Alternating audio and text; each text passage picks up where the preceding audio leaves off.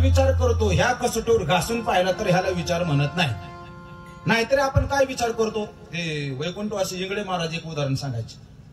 आपण विचार काय करतो, एक माणूस नाईट ड्युटीला कामाला जायचा आणि भल्या पहाटे सकाळी 10 वाजता उठायचं नाईट ड्युटीला जागल्यामुळं. आणि उठल्या उठल्या सकाळी ब्रश करत दाराच्या पुढे उभा राहायचा आणि त्याच्या दारासमोरून गवळ्याच्या म्हशी जायच्या.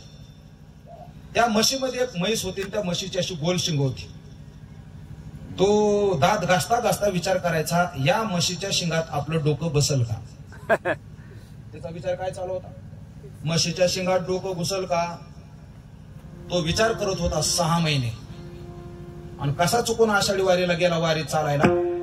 आणि वारीत चालाय गेल्यावर त्याने नेमकं प्रमाणिक ऐकलं, विचार करिता वाया जाय काळ, लटके ते मुळ फजितीचे.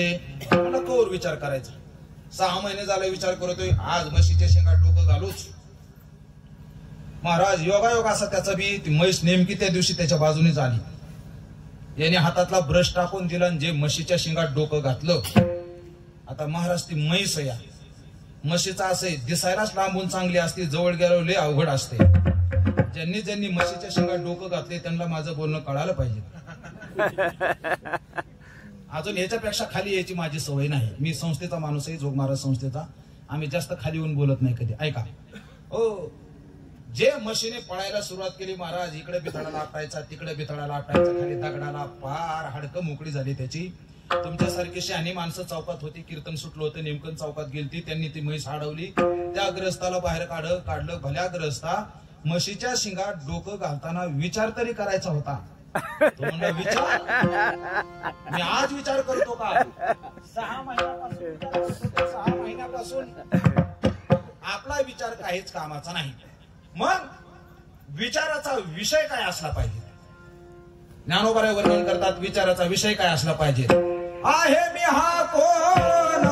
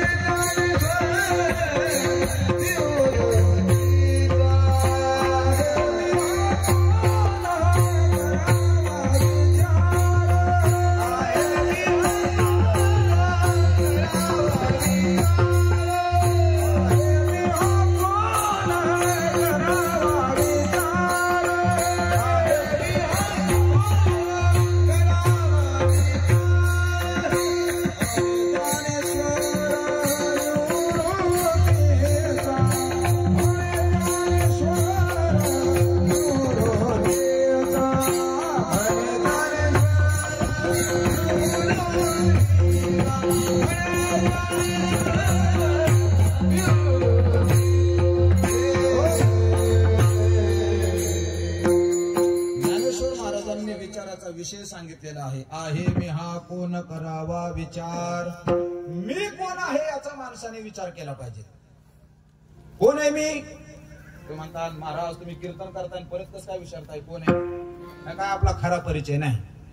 एक सद्ग्रस्त असे पुढे बसले होते, त्यांना विचारलं का तुम्ही कोण आहेत. योगायोगाने ते डॉक्टर होते. ते म्हणले महाराज मी डॉक्टर आहे. म्हणलं डॉक्टर की हा तुमचा पेशा आहे का तुम्ही डॉक्टर आहेत. नाही म्हणले पेशा आहे. म्हणलं तुम्ही कोण आहे. मग त्याने आडनाव सांगितलं. काय आडनाव आपलं. चव्हाण. म्हणले चव्हाण.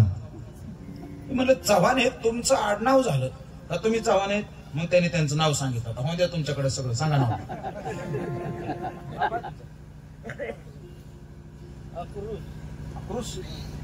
अवघडच आहे विचार करायलाच अवघड आहे. आक्रोश अक्रूर ते दात पडल्यामुळे सो होतोय रजा. अक्रूर ठीक आहे. हे तुमचंच नाव आहे का. नक्की नक्की नक्की. आईला विचारा बरं जन्माला आल्याला हेच होतं का. उपजल्या बाळकाशी नाव नाही तयासी ठेविलेले नावेसी ओ देत उठी. आपण जन्माला आलेलं हे नाव नव्हतं. एसटीच्या पाट्या आणि आपली नावं काही फरक नाही बघा. ही एसटी कुठून कुठं चालली हे स्टँडवरल्या लोकांना कळावं म्हणून एसटीवर पाटे असते. तसं व्यवहारामध्ये कोणाच्या घरात गडी घुसू नये म्हणून आपल्याला ही नावं दिलेली आहेत. आलं का लक्षामध्ये? आपलं बाकी या नावाचा आपला तसाही कार्यकारण काही संबंध नाही. व्यवहार आपला व्यवस्थित व्हावा याच्याकरता व्यवहारात दिलेले आपल्या पाट्या आहेत. जरा तुम्हाला एक तीर्थावळीतली गंमत सांगणार आहे. ज्ञानेश्वर महाराज आणि नामदेव महाराज तीर्थयात्रा करून आले. देवाने विचारलं नामा आला? वा वा वा, चांगलं झालं. कुठं कुठं फिरून आला? पश्चिम प्रभास आधी करून द्वारका, पाहिल्या सकाळी का मोक्षपुर्या, पंथी पावन तीर्थे करून सकाळी के प्रक्षाळलेली पातके वासनीचे, सगळं फिरून आलो. वा नामा म्हणले, चांगलं झालं. पण तीर्थयात्रा अजून तू पूर्ण नाही झाली, म्हणजे फळ मिळत नाही. का मिळत नाही? एवढं फिरून आलो नाही मिळत म्हणे. त्याच्याकरता अजून एक काम करावं लागतंय. काय? माउंद घालावं लागते. क्षेत्रवासी द्विज सुशील सदाचार जे पुण्य सागर भूतळीचे असे सगळे आण आणि त्यांना पंगत घाल. ना मग म्हणलं इथं मलाच खायला काय नाही.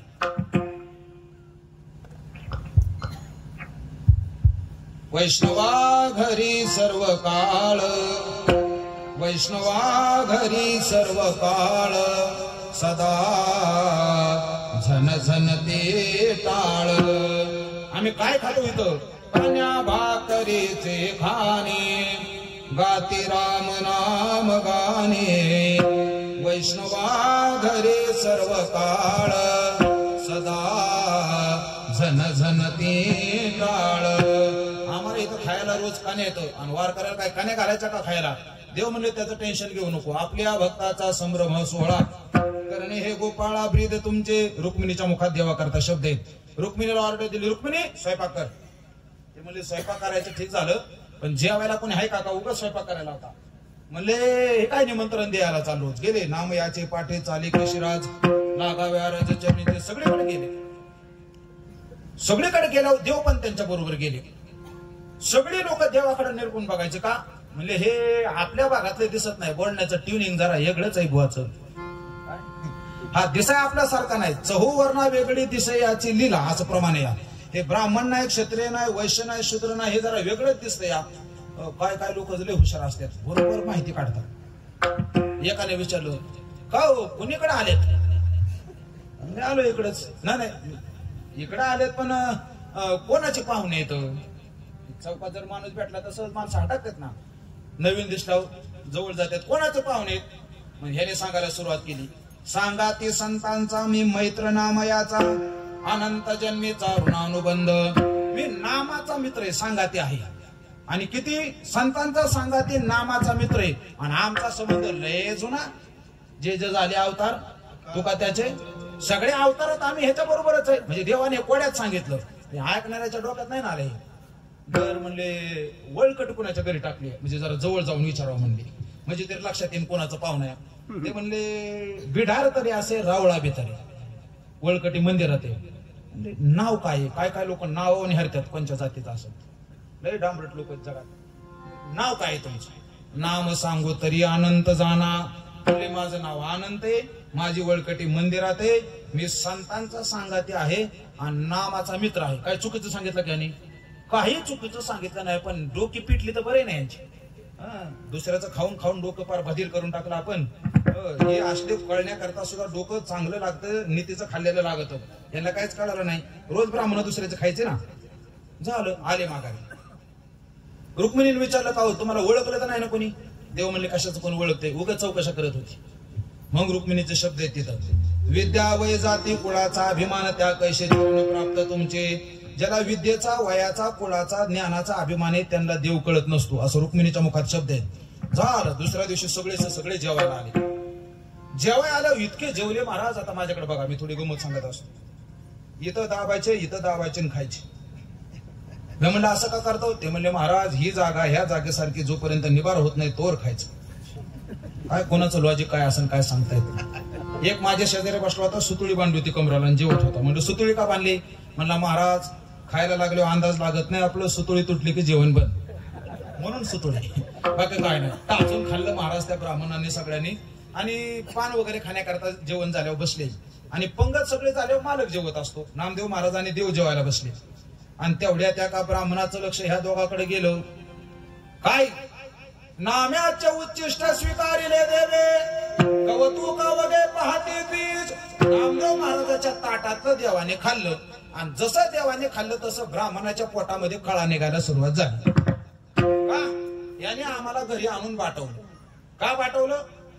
खुशाल म्हणले हा उंच वर्णाचा दिसतोय आणि हा नीच वर्णाचा दिसतोय. जातीचे हे शिंपी विश्व जाणे याते आणि तुम्ही सांगा ते जेव्हा विले. आता मात्र नामदेव महाराजाला राग आला. एक बटुकड्यांना म्हणले सांगा म्हणले. अक्रूरजी तुमचंच नाव ना अक्रूरजी. मी सोडणार नाही कीर्तन होईपर्यंत. आता एक माणूस धरला की इकडे बघा. अक्रूर हे तुम्ही नाव सांगितलं पण अक्रूर हे नाव तुमचं हाताचं आहे का पायाचं आहे का पोटाचं आहे का डेरीचं आहे का पाठीचं आहे का डोक्याचं आहे का कशाचं आहे? आता त्याने अंगच काढून घेतले. आता कासाच टाकून देण्यात अंगाला. इकडे बघा कशाचं नाव आहे? नामा ऐसे नाव कवनिया अवयवा. हे सांगा तुम्ही देवासाच करून. तसा विचार केला तर कोणत्या अवयवाचं नाव आहे नामा? आपल्या अवयवाचं नावच सिद्ध होत नाही का? कारण आपल्याला कुठलं नावच नाही. रंग नाही रूप नाही नाही वर्ण छाया निराकार निर्गुण तुही रघुयाया. चला निळोबरांचे गवळण सांगतो. नवता गाव शिव पहिला या शिकाये मनसी वैकुंठ ते कालची झाले पाये. चला असू नामरूपाशी आधीच ठाव नाही. म्हणून ज्ञानेश्वर महाराज म्हणतात विचार करायचा ना माणसाने मीचा विचार करावा. अजून एक उदाहरण सांगतो. एक पोरग जन्माला आलं. पोरग रडलं नाही हसलं नाही काय नाही काय नाही काय नाही काय नाही काय नाही. इकडे बघा 8 वर्षाचं पोरग झालं. कधी होऊन पोराने रडून काही मागितलं नाही. लहान लेकराचं कसं बालानाम रोदनम बलम. त्याला सांगता येत नाही पण रडण्यात बळ असतं. आमचे गुरुवरेले गोड उदाहरण सांगत असतात. पोराला जर भूक लागली का नाही म्हणजे अगोदर नुसती साधी भूक लागली असेल त्याला तर पोरग खालच्या स्वरात रडतो. आता आपला स्वरच पांढरीचार आहे. आईला वाटतं ह्याला अजून भूक लागली नाही कारण आईला माहित असते किती वराडलं ह्याला उचलायचं. आई आपलं काम करत राहते. मग ते पोराला थोडी जास्त भूक लागली. आई काय करते खेळणं हातात देते. काहीतरी चोपणं वगैरे खुळखुळा अजून काहीतरी बाहुली वगैरे असं हातात देते. पोराला जरा जास्त भूक जाणवायला लागल्यावर मग पोरग थोडं मध्यम मध्ये नाही तर पंचमध्ये रडतं. मग भजन मानणाऱ्याच्या लक्षात येईल गोष्ट. मग आई काय करते लाडू करंजी शंकरपाळ्या अजून काय संपल्या नाही दिवाळीच्या ते आपल्या हातात देते. पोराला जेव्हा खरोखरच भूक लागते त्यावेळेस पोरग खर्जात रडत नाही मध्यम पंचमाला रडत नाही वरचा षड्ज गाठतो. आता मात्र आई हातातली सगळी कामं टाकून देते आणि पहिलं त्याला उचलते. पण हे पोरग रडलंच नाही महाराज 8 वर्षाचं होईपर्यंत. अंगावर पोरग कपडे घाला कधी म्हणलं नाही. या पोराने कधी कुठलं मोबाईल खेळायला मागितला नाही गाडी मागितली नाही खेळणं मागितलं नाही काय नाही. तुकाराम महाराजांची गोड गवळण नाही. नाही करीत उत्तर कोणासवे पराधीन भोजन दिले खावे नाही आचळ सावरावा ठावे आणि देखो उदासीन तुझे गेले भाव. 8 वर्षाचं पोरग झालं होतं. बोललं नाही चाललं नाही हल्लं नाही हाताने काय मागितलं नाही. घातली कपडे तर घालायचं नाही तर तसाच जैनाचा देव उघडा नागडा तसाच पडलेला असायचा. एके दिवशी पहऱ्या पहाट पोरग उठलं 4 वाजताच. आईला उठवलं. ए आई उठ. जन्माला आल्यापासून जे पोरग बोललं नव्हतं ते पोरग बोलायला लागलं. आई उठ. त्या बाईला वाटलं मला आई कोण म्हणते माझं पोरग तर कधीच बोलत नाही. तिला धक्का बसला. कोण आहे म्हणून बघितलं तर तिथंच पोरग. तिने पोराला विचारलंच नाही मला का उठवतोय का. अनेक दवाखाने केले होते पाण्यासारखा पैसा खर्च केला होता तरी जे पोरग बोललं नाही. आज अचानक बोलायला लागलं. आईने काहीच विचारलं नाही. आईला मला उठ आंघोळ कर पुरणपोळीचा स्वयंपाक कर. शेजारच्या घरात कालवा चालू झालेला शेजारणीला कळाला आणि ती म्हणली बाया भल्या पाठ 4 वाजता त्यांच्या घरी कोण आले म्हणून ते घरी आले बघायला. तरी माय बापाचं बोलणं. ती पोरगी म्हणून बाई म्हणली भया आज तुमचं पोरग माणसात आले. ते पोरग काय म्हणलं माहितीये का मी माणसात नाही आलो गावात आज एक माणूस आलाय तुम्ही आंघोळ करा आमच्या घरी चला. आखी गल्ली त्याने उठवली. महाराज आंघोळ्या घातल्या हातात प्रसाद घ्यायला सांगितलं आणि सगळे गेले बाहेर. महादेवाच्या मंदिरामध्ये भगवान शंकराचार्य आलेले होते. शंकराचार्य आलेले होते आणि शंकराचार्य आलेले असताना या सगळ्यांना त्याने तिथं नेलं. आचार्यांच्या डोक्यावर सगळ्यांनी पाय ठेवले आणि त्या पोराची आई ढसाढसा रडत होती. महाराज म्हणतात, बाई काय झालं रडायला? ते म्हणले, महाराज जन्माला आल्यापासून हे लेकरू बोलत नव्हतं, आज बोलायला लागले. तुम्ही गावात आल्याचा परिणाम आहे. नेमकं काय झालंय? महात्म्याने त्या पोराकडे बघितलं आणि पोराला काय प्रश्न विचारले. कस्तोम शिष्य तोम कुतोशी गंता किन्नामते तोम कुता गतोशी ये तन्मयोक्तम वदचार भगत्वम मत प्रीते प्रीतिवर्धनशी. तू कोण आहे? कुठून आलाय? कशा करता आलाय? तुला जायचंय कुठं? त्या पोराने प्रश्न उत्तर दिलेले. मी जर तुम्हाला लेख खोदून विचारलं तुम्ही कोण आहे, पहिली तो गोष्ट तुम्ही तुमची पोस्ट सांगताल, नाही जमलं तर आडनाव सांगताल, याच्यावर बी नाही जमलं तर तुम्ही आपलं नाव सांगताल, याच्यावर बी नाही जमलं तर शेवट तुम्ही येता मी माणूस आहे इथपर्यंत, याच्या खाली माणूस जाणार नाही. त्याला विचारलं तू कोण आहे? त्याने पहिल्या शब्दामध्ये सांगितलं, ना हम मनुष्यो, मी माणूस नाही. न च देव यक्षो, हे देव नाही यक्ष नाही. न ब्राह्मण क्षत्रिय वैश्य शूद्र, हा मी ब्राह्मण नाही, वैश्य नाही, क्षत्रिय नाही, शूद्र नाही. मग न ब्रह्मचारी न गृही वनस्ता, मी ब्रह्मचारी नाही, ग्रहस्थ नाही, वानप्रस्थ नाही, संन्यासी नाही. अरे भाऊ तू आहेस तरी कोण? रोज काकडा चालू आहे. मी वासुदेव तत्वता, मी वासुदेव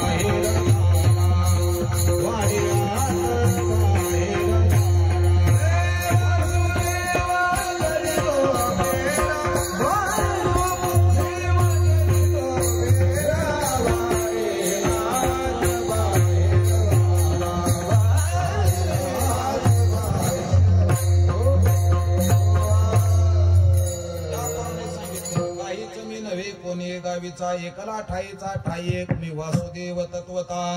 आपलं चिंतन हे चाललंय, विचाराचा विषय काय असला पाहिजे? विचाराचा विषय हा असला पाहिजे, आपण कोण आहोत या विचाराने माणूस मरणाच्या हातातून सुटतो. तिसरं राहिलाय मुद्दा अजून, विचाराची काय पद्धत आहे का? कारण कुठलीही गोष्ट जगात करायची म्हणलं की त्याची पद्धत असते. मला वाटते पद्धत शब्द नाही कळला तर रेसिपी हा शब्द कळन सगळ्याला. रेसिपी कळल? हा, मला वाटतं आमच्या माता भगिनीला तर नक्कीच रेसिपी कळायला पाहिजे.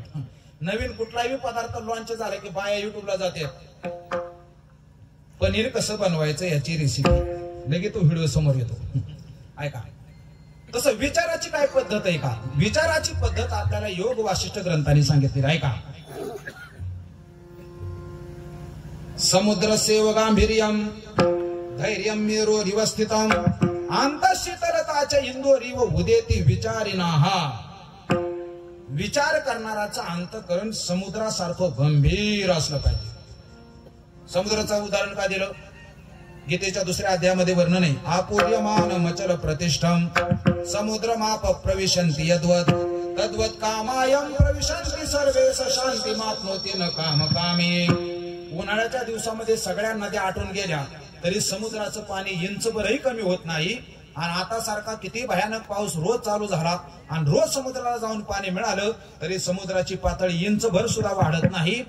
हे समुद्राचं वैशिष्ट्य आहे. तसं ज्याचं अंतःकरण संसारात येणाऱ्या सुखदुःखाने विचलित न होता परमार्थाच्या साध्यावर टिकून राहतं त्याला म्हणतात विचाराची पद्धत. नामदेव महाराजांचं प्रमाण देऊ. देह जावो अथवा राहो,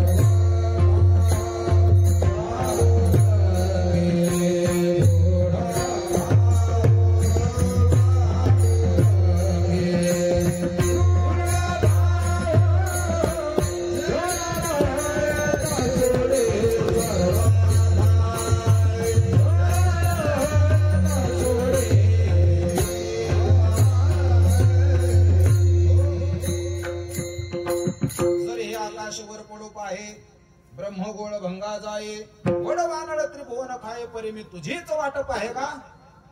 कशीही परिस्थिती जीवनामध्ये आली, एक गंमत सांगतो चला. इथं लग्न झाली का कोणाची? हा काय प्रश्न आहे का? लग्नामध्ये एक देव दिला जातो, माहितीये का? हे तरी माहित असेल ना. लग्नात एक देव दिला जातो. चोपदार लयच मला आवडायला लागला तुम्ही आज. कोणचा लग्नात देव दिला जातो माहितीये का? तुमच्या नाही दिला? नाही, अन्यायच केला राव सासऱ्याने. लग्नात कुठला देव दिला जातो? कुठला? हा, मला पाहिजे तो शब्द तुम्ही. लहान कृष्ण रंगनाथ, त्याच्याकडे तुम्ही घरी गेल्यावर जरा निरकून बघा.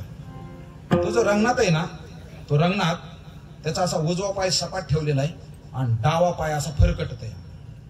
लग्नामध्ये तोच देव का दिला जातो याचं कधी चिंतन केलं का तुम्ही? दुसरे देव कमी का आपल्याकडे? 33 कोटी देव आहेत ना. एका पोराच्या लग्नात रंगनाथ द्यावा, एकाच्या पोटात राम द्यावा, म्हणजे लग्नामध्ये एकाच्या लग्नात दत्त द्यावा, सगळ्याकडे रंगनाथच का? म्हणजे माझं लग्न झालं नाही, पण हे मी सगळं बघून ठेवलंय, मला करायचंय म्हणून नाही. ऐकून ठेवा इकडे. रंगनाथ का देतात? रंगनाथ देण्याच्या पाठीमागचा हेतू असा आहे, रंगनाथाचा जसा उजवा पाय असा सपाट ठेवलेला आहे, तसं लग्नात नवरा नवरीला हे सांगायचं असतं, तुम्ही आता प्रपंचात घुसला तरी एक पाय परमार्थात असा रवून ठेवायचा. कसाही प्रसंग जीवनात आला तरी जीवनातला परमार्थ सुटता कामा नये. अगदी कोरोना जरी आला तरी सुद्धा माळ हालता कामा नाही. आणि डावा पाय फरकटत आहे. का फरकटत आहे? हे संसाराचं प्रतीक आहे. संसार कोणाचाच मनासारखा झाला नाही. जसा जमन तसा फरकटत फरकटत कडला लावायचं. लक्षामध्ये मी कशा करता बोलतोय? विचार करायची पद्धत काय? समुद्र सेव गांभीर्यम. विचारित माणसं जास्त उथळ नसतात. बघा काय काय तुम्हाला नेते असे बघायला मिळाले असतील, काय काय साधू संत असे असतील, कुठलीही घटना झाली की लगेच प्रतिक्रिया द्यायच्या भानगडीत पडायचं नसतं. जी लगेच प्रतिक्रिया देतात ती माणसं विचारी नसतात. विचारी माणसं लगेच कोणापुढेही प्रगट होत नसतात. ऐका, म्हणून विचाराची पद्धत ही आहे. योग वाशिष्ठातला हा श्लोक आहे. समुद्र सेव गांभीर्यम धैर्यम मेरोरिव स्थितम. मेरू पर्वतासारखं माणसाने निश्चळ राहिलं पाहिजे. कसंही जीवनामध्ये संकट आलं तरी आपण आपल्या ध्येयापासून हलायचं नाही. आणि अंतःशीतलताचं इंदोरीव उदेती विचारिणाः. अंतःकरण इतकं शांत ठेवायचं चंद्रासारखं. जसं कोजागिरी पौर्णिमेच्या चंद्राचं रात्री 12 वाजताचं चांदणं सगळ्याला शांत शीतलता देतं, तसं आपलं जीवन आपल्या संगतीत येणाऱ्याला सुद्धा शांत करणारा असलं पाहिजे. तो खरा विचार करणारा माणूस आहे. तुकाराम महाराज सांगतात, या विचारे. एक मुद्दा राहिलाय, 20 मिनिटं हातात आहेत, 3 चरण राहिलेत अजून. सांगतो, सगळं सांगतो. इकडे बघा, विचार म्हणजे काय, विचाराचा विषय काय असला पाहिजे, विचाराची पद्धत काय असली पाहिजे, आणि चौथा मुद्दा विचाराचे काय प्रकार आहेत का. वेळ कमी असल्यामुळे 2च प्रकार सांगतो. एक गौण विचार आहे आणि एक मुख्य विचार आहे. गौण म्हणजे वेगळ्या भाषेत बोलता. अजून झाडाची 2 प्रकारची फळं असतात. एक गौण फळ असतं, एक मुख्य फळ असतं. आंब्याचं जर झाड असेल तर आंब्याच्या झाडाला ही 2 प्रकारची फळं असतात. गौण फळ, मुख्य फळ. मुख्य फळ काय आहे? आंब्याचं फळ, हे त्याचं मुख्य फळ आहे. आणि गौण फळ काय आहे? आंब्याची सावली, आंब्याचं सरपण, आंब्याचे लाकडं, हे गौण फळ आहे का. सावली आपल्याला आंब्याच्या झाडाखाली मिळते का चिंचेच्या झाडाखाली सुद्धा मिळते?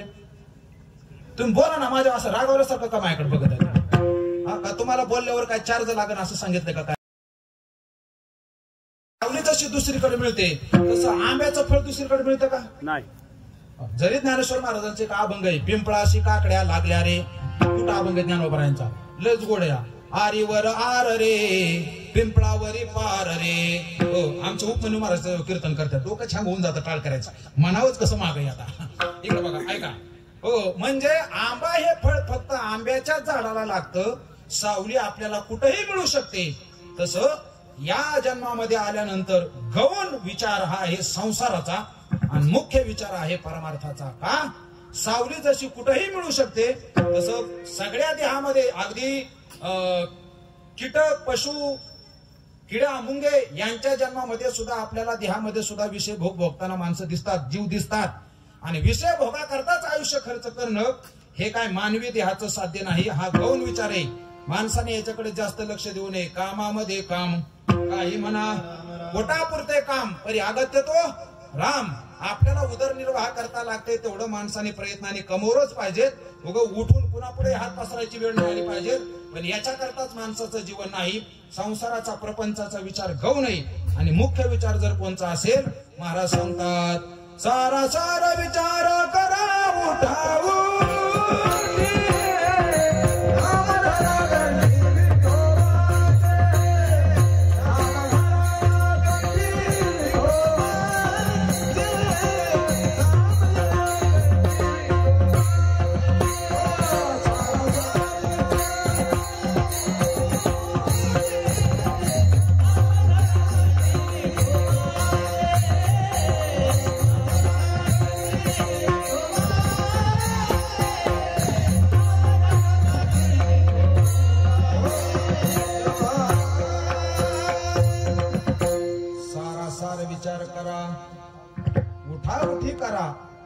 हा मुख्य विचार आहे.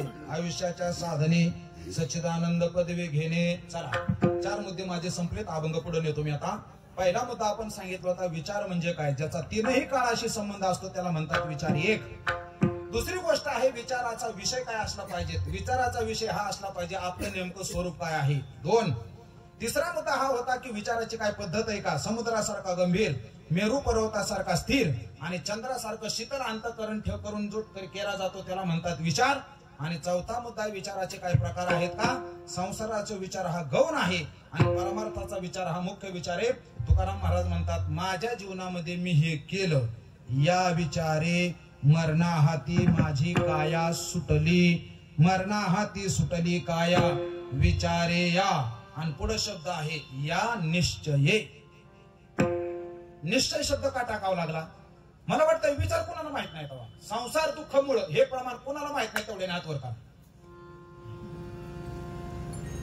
उघडून उघडून उघडून शेवाळलं फार महाराज. माहित नाही काय माहित नाही. बरं अजून एक वाक्य सोपं सांगू का. या जगात कुणीच कुणाचं नसतं हे वाक्य कोणाला माहित नाही त्याने हातवर का. मला कळानाच नेमकं तुम्हाला गरम होते माझी भाषा कळा नाही. तुम्ही काय बोला नाही का. दिवाळ्याचा खुमारा अजून गेला नाही. लाडू अजीर्ण झाले का काय. हो या जगात कोणी कुणाचंच नाही हे वाक्य कुणाला माहित नाही. सगळ्याला माहिती. तुम्ही एखाद्या मंत्र्याकडे जा, तुमच्या जवळच्या मंत्र्याकडे. उगं तुमचं जरा त्यांचं जास्त रिलेशन चांगलं असावं आणि त्यांना जाऊन म्हणावं काहो साहेबराव बापूराव काय तुम्ही जे म्हणत असाल नानासाहेब आमकं तमकं.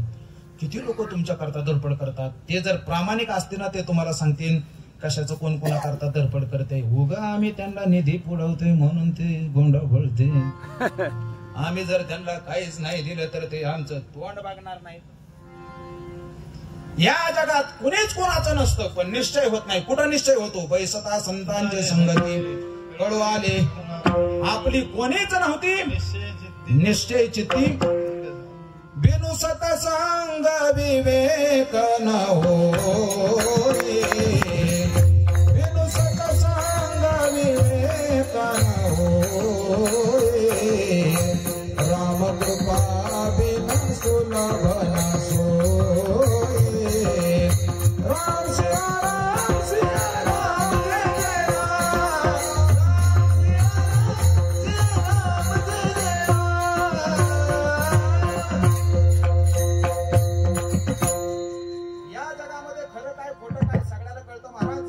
सगळ्याला कळलं तरी निश्चय मात्र सगळ्याचा होत नाही. तुकाराम महाराज म्हणतात माझ्या जीवनामध्ये तो निश्चय झाला आणि त्याचा परिणाम काय झाला. सोनिया गेली